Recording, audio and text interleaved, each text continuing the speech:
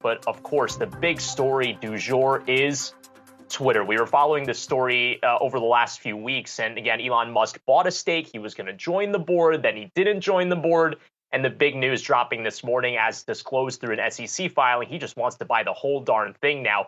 $54.20 a share, all cash, 420, get it?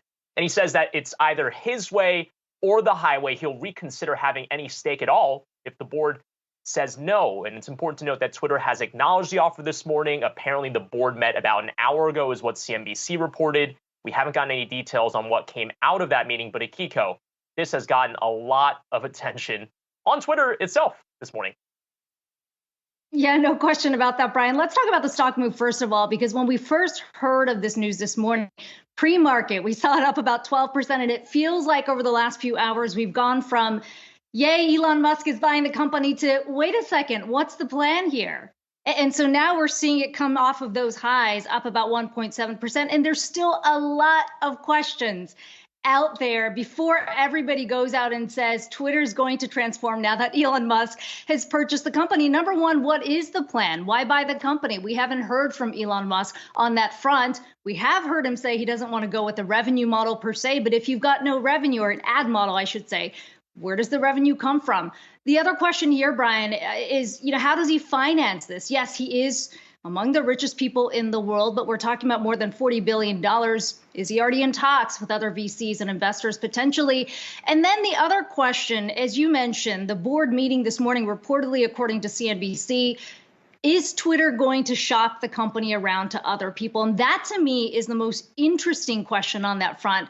Mark Cuban, no surprise, weighing in on this morning, saying Elon may have started this, but is to sell his shares if Twitter says no, opened the door for those tech giants to walk in for relatively little money and grab huge influence at Twitter, or possibly a direct path to acquisition. Elon will smile all the way to the bank. So, Brian, it's not for us to speculate who's actually going to come in and bid for the company beyond Elon Musk, but that's an interesting proposition because the board does now have a duty to do what is in the best interest of shareholders. If we're talking $54.20 a share, is that in the best interest? And if not, are they going to go ask around to see if anybody else is interested?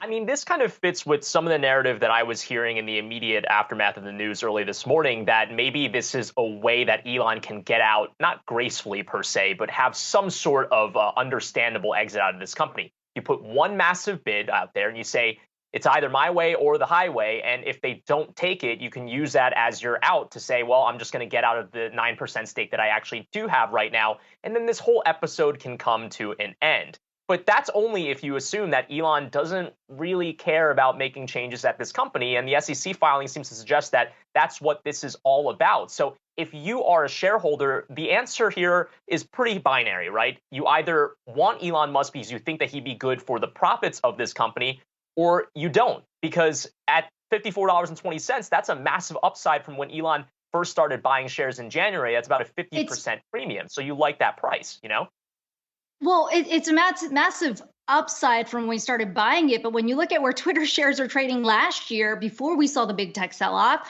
we're talking about above $70. So is there really a significant upside to Elon Musk changing the company? And I think at the end of the day, you're right, Brian, as a shareholder, you want to see where the stock moves. But it does, beyond Elon Musk's tweets, move on the fundamentals. And what does he fundamentally want to change about this company that is going to improve its outlook?